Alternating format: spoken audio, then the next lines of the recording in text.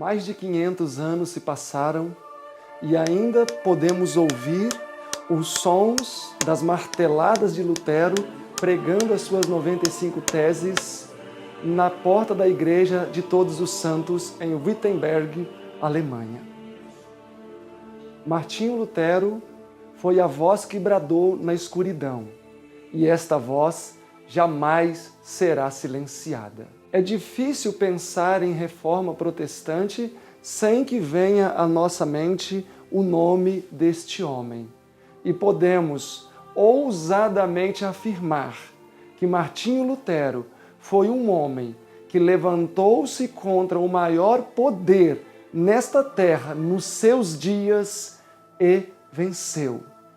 Eu gostaria neste momento de caminhar pelas memórias deste memorável homem e faço um convite a você para que me acompanhe. O meu nome é Silverino Kiel.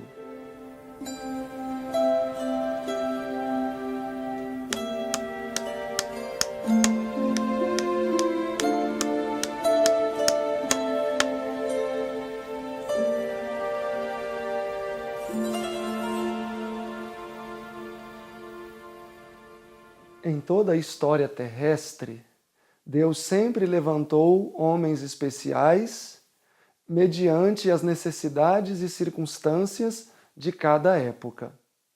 Para o mundo antediluviano, Deus levantou Noé.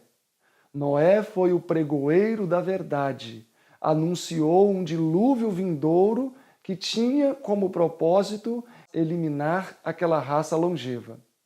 Avançando um pouco mais para os dias de José, Deus usou uma pessoa ainda muito jovem para alimentar todo o mundo naqueles dias. Indo um pouco adiante, nos dias de Moisés, o Senhor pôde usar aquele poderoso general de guerra para tirar Israel do Egito e conduzi-los até a porta de Canaã terrestre, para depois levantar Josué, o qual introduziu o povo em Canaã propriamente dito. Se avançarmos um pouco mais, vamos nos encontrar nos dias de Elias. Elias foi um profeta do Altíssimo que foi levantado para remover Israel de uma das maiores apostasias que eles haviam mergulhado. Avançando um pouco mais, vamos chegar aos dias de Esdras e Neemias. Estes dois personagens foram importantes, pois eles conduziram o povo judeu desde Babilônia até Jerusalém, onde eles restituíram a cidade, não só nos seus aspectos religiosos, mas também nos seus aspectos civis. Avançando para o Novo Testamento, nós vamos nos deparar com João Batista, um poderoso pregoeiro da verdade, que foi levantado para anunciar o primeiro advento do nosso Salvador Jesus. Logo depois de João Batista, Jesus estendeu os seus ensinamentos por toda a Palestina e cidades circunvizinhas, e então o apóstolo Pedro e o apóstolo Tiago se tornaram os líderes da igreja recém-fundada, ao passo que Deus levantou Paulo para ser o grande líder dos gentios. Poderíamos mencionar muitas outras biografias que foram célebres em momentos decisivos na história do povo de Deus. Naturalmente, não seria diferente no tempo da Reforma Protestante. John Wycliffe foi levantado para fazer uma obra especial e ficou conhecido como a estrela da manhã da Reforma. Muitos outros grandes personagens foram levantados após Wycliffe. No entanto, nenhum excedeu a grandeza de Martinho Lutero, o frade alemão. Martinho Lutero nasceu no dia 14 de novembro de 1483, em uma pequena cidade chamada Eisleben, que ficava ao norte da Alemanha, e estava próxima a uma cidade um pouco maior chamada Mansfeld. Martinho Lutero viveu em um lar onde a pobreza era extrema.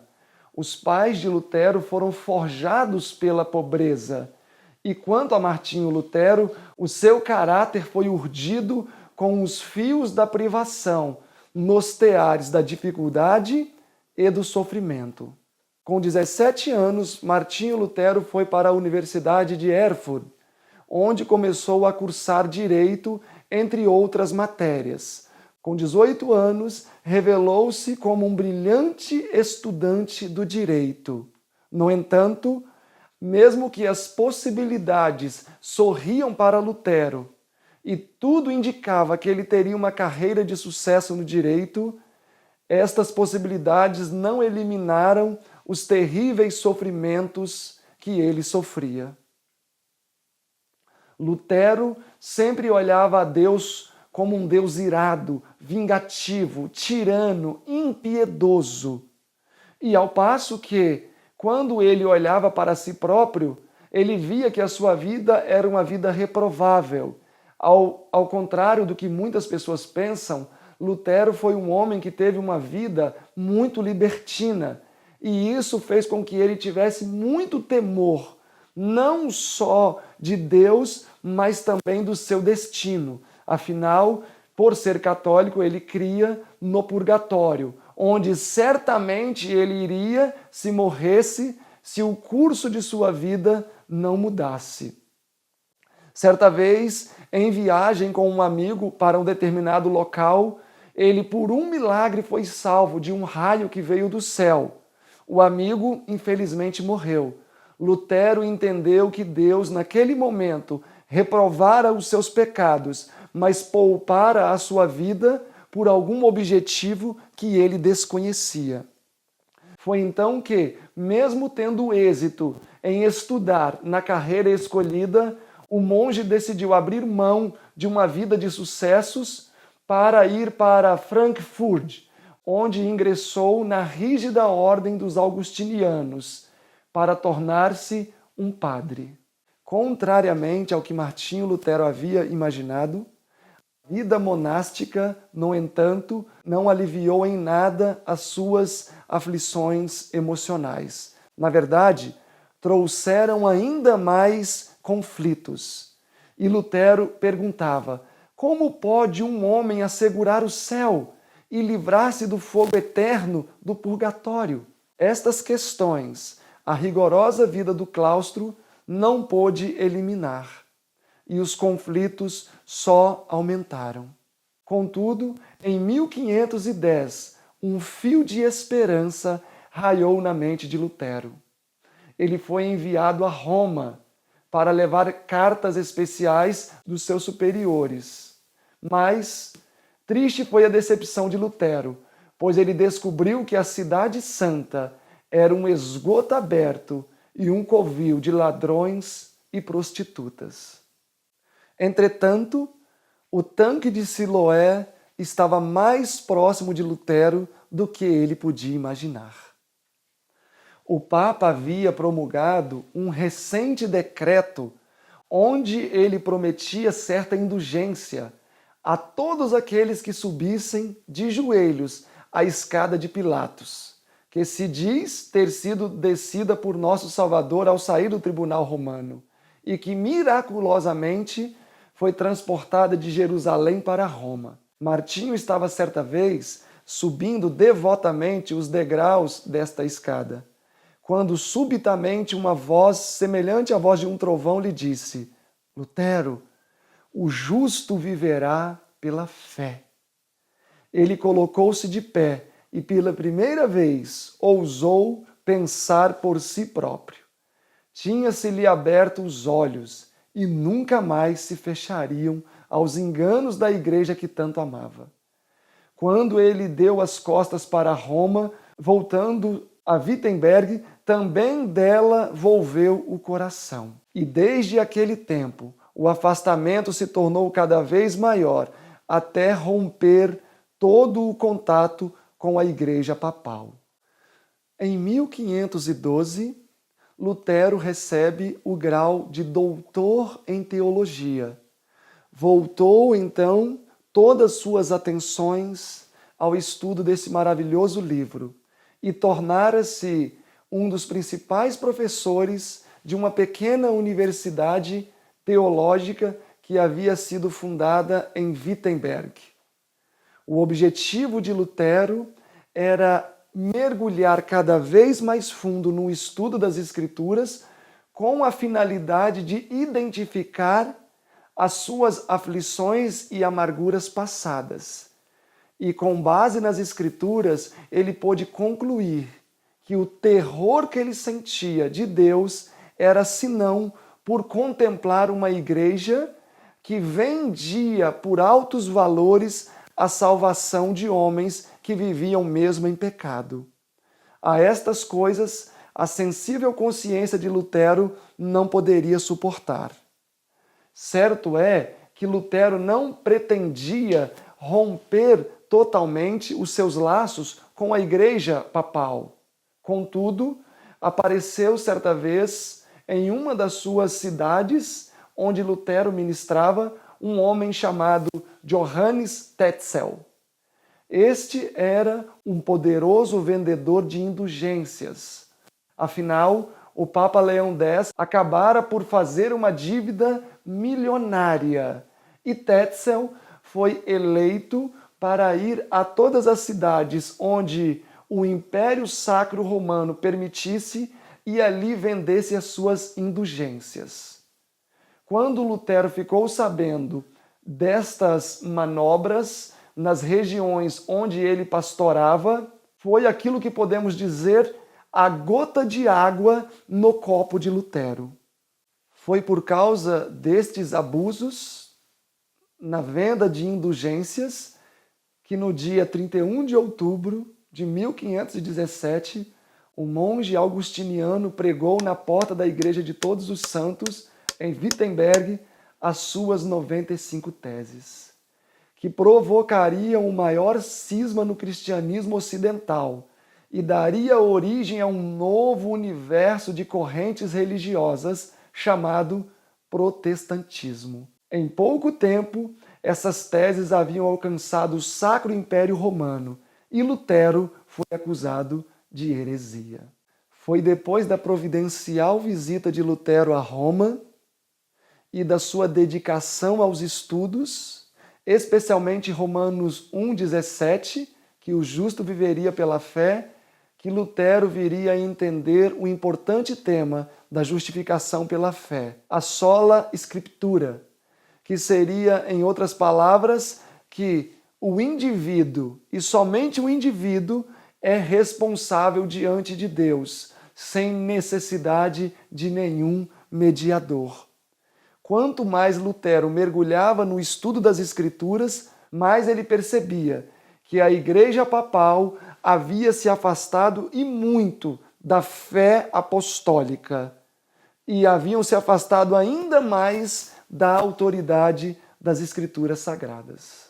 As pregações de Lutero, assim como os seus escritos, rapidamente criaram um grande hiato entre ele e a Igreja nos seus dias. E em 1520, o Papa Leão X emitiu um ultimato ameaçando Lutero que se ele não se retratasse, ele seria excomungado. Felizmente, Lutero estava convicto da fé que tinha abraçado e não renunciou. Ele pegou esta bula papal e ateou-a no fogo. E em janeiro de 1521, uma data memorável, Lutero foi excomungado do seio da Igreja Católica.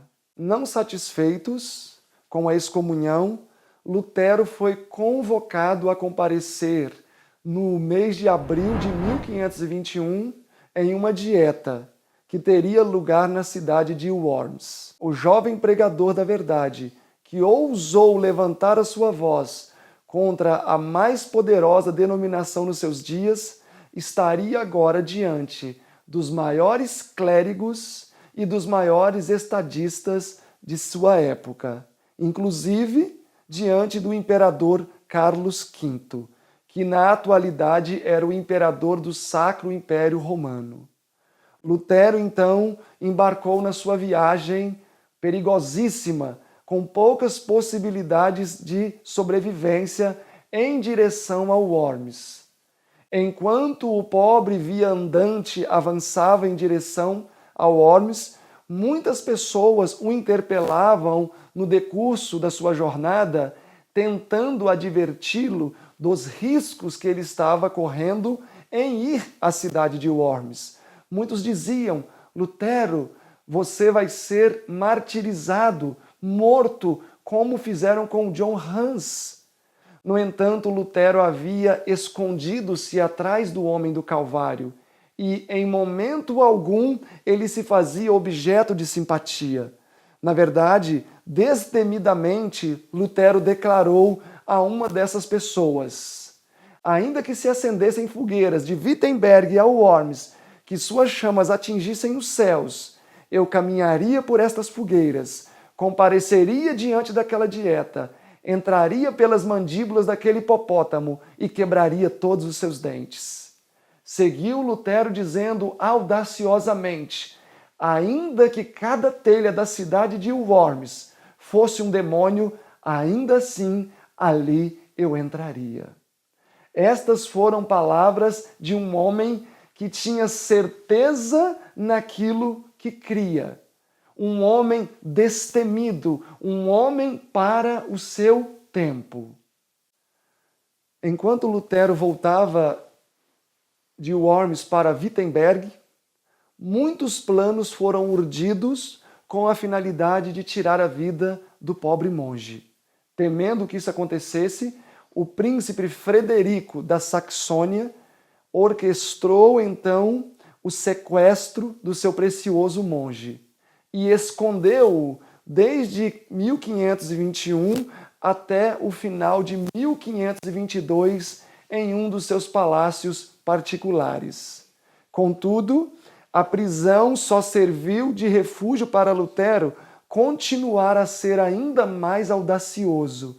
E ali, no cume daquele castelo, ele daria o maior golpe que o papado poderia receber. Ele traduziu a Bíblia, o Novo Testamento, para o idioma alemão. Por esta manobra, a Santa Sé não esperava. Imaginavam que haviam se livrado das memórias e da sombra de Lutero. Contudo, ele estava agora mais firme e atuante do que nunca. No final de 1522, uma insurreição havia surgido, especialmente na Saxônia, e muitas pessoas haviam mal interpretado as proposições de Lutero. E, na verdade, até mesmo um personagem importante para o erguimento de Lutero havia agora empunhado a espada para levar a cabo a obra que, segundo ele, Lutero havia começado. E o resultado foi o que o próprio Lutero acabou por declarar: aqueles que procuram defender a fé reformada tornaram-se os seus piores inimigos. Lutero era um erudito e ele não lutava com espadas, ele lutava com a pena. E no final do ano 1522, ele saiu de sua prisão domiciliar e novamente empunhou a sua pena para trazer paz à Saxônia.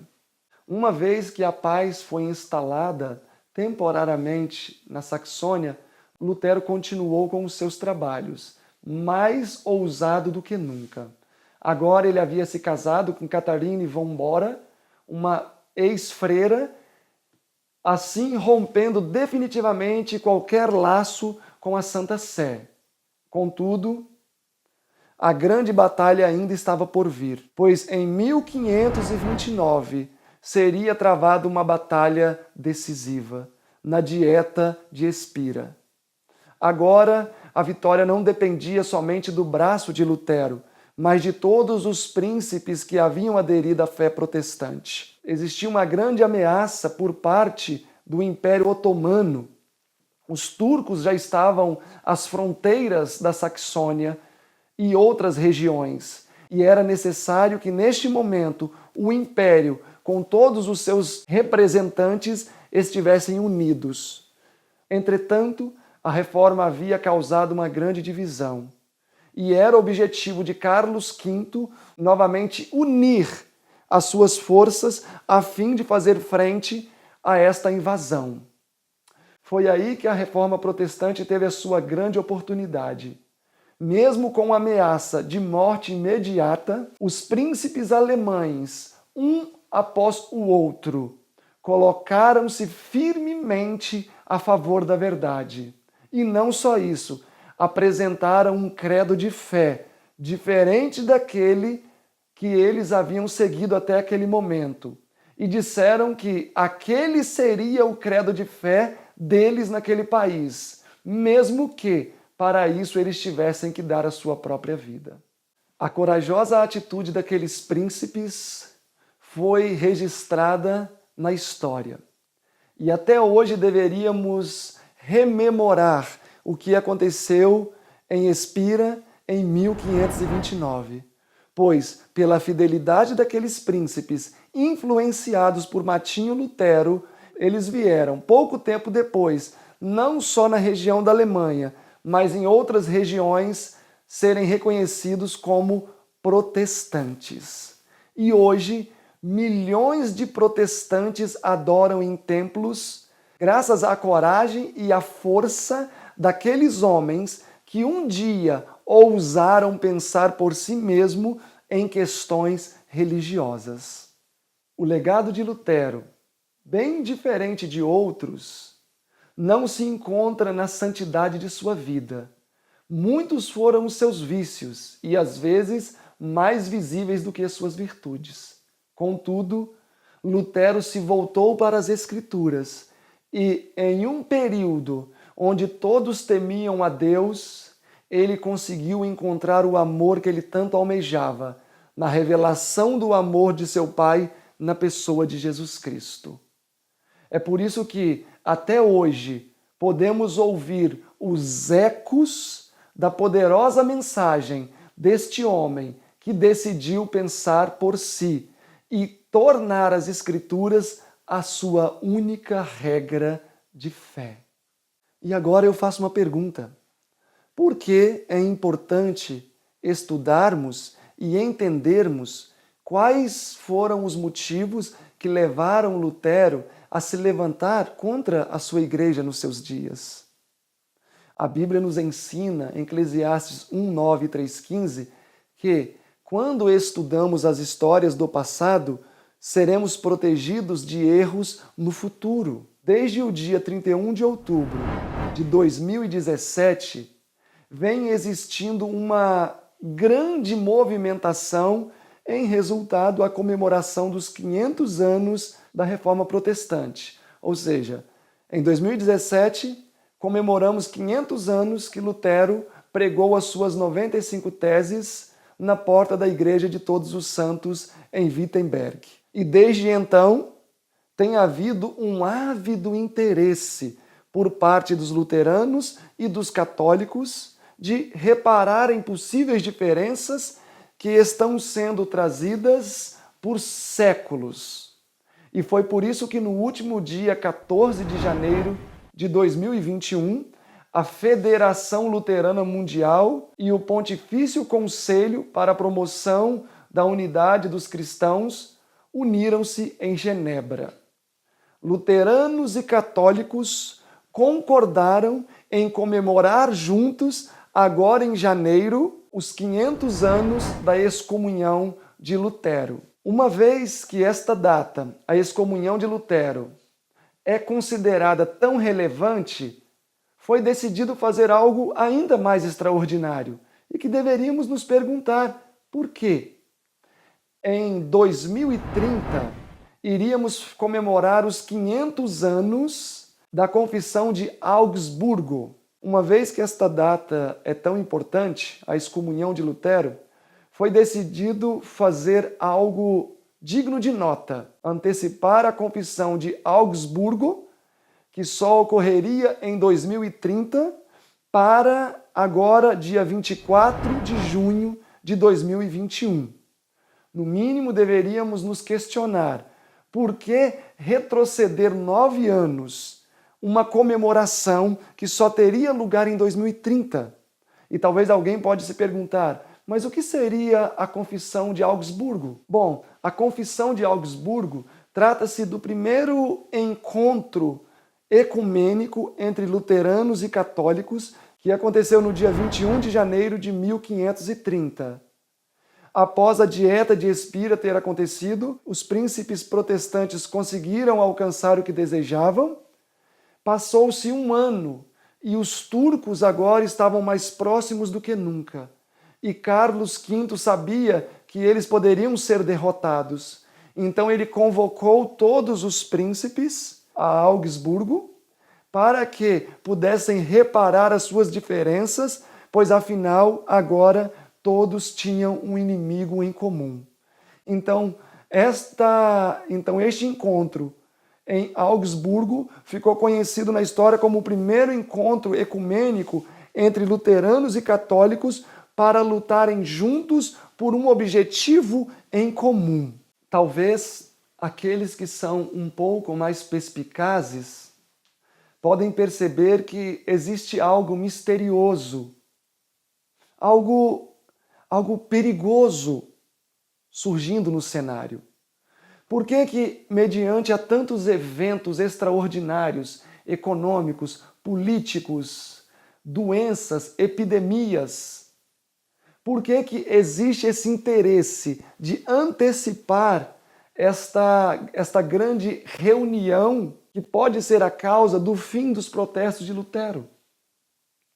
Veja bem, neste momento eu gostaria de falar para vocês o seguinte: nunca foi seguro para ninguém seguir as pegadas de um líder sem raciocinar por si mesmo. Quando um grupo de crentes segue cegamente as pisadas do seu líder, elas podem trazer muito prejuízo para suas almas. E eu ouso neste momento levantar a minha voz em memória a Martinho Lutero, como protestante que somos, para que, por falta de consciência, não venhamos a desconstruir aquilo que ele construiu com muito sofrimento e risco da própria vida.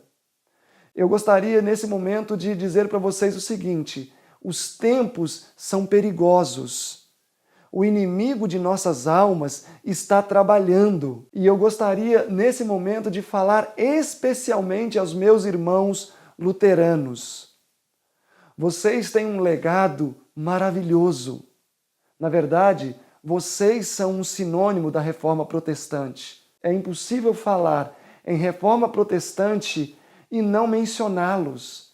Na verdade, vocês são um ícone que nos representa como reformadores protestantes. Não permitam que a memória de Lutero seja violada 500 anos depois de sua morte. Eu pergunto, se Lutero estivesse aqui hoje, ele concordaria em que hoje o luteranismo voltasse a dar as mãos à Igreja Católica? Na verdade, esta não foi a sua luta, que a Igreja deveria ser fundamentada somente nas Escrituras e não deveria estar debaixo da orientação ou mesmo da opressão de qualquer denominação religiosa. Nós temos uma grande preocupação com o que pode acontecer com a Reforma Protestante. E é por isso que nós gostaríamos de dar um presente para vocês. Nós mandamos produzir este livro, A Grande Controvérsia. Esse livro vai falar exaustivamente sobre os trabalhos de Martinho Lutero, o porquê ele levantou a sua voz contra a igreja dos seus dias, o porquê ele foi tão perseguido. Muitos questionamentos que talvez hoje você esteja se fazendo, poderá encontrar a resposta nesse precioso livro. E talvez alguém pode estar se perguntando, mas por que eu compraria tal livro? E aí eu daria para você uma boa nova. Na verdade, esse livro vai ser dado como um presente. Contudo, será um presente dado somente aos nossos queridos irmãos luteranos. Se for do seu desejo receber gratuitamente esse livro, que conta maravilhosamente a história da Reforma, entre em contato conosco. Vamos deixar aqui o nosso número de telefone Você vai ter que fazer um cadastro e você vai estar recebendo em sua residência gratuitamente este livro. O nosso objetivo aqui, naturalmente, não é levantar intriga ou ressuscitar antigos conflitos entre denominações. No entanto, nós que estamos de fora conseguimos ver qualquer coisa perigosa.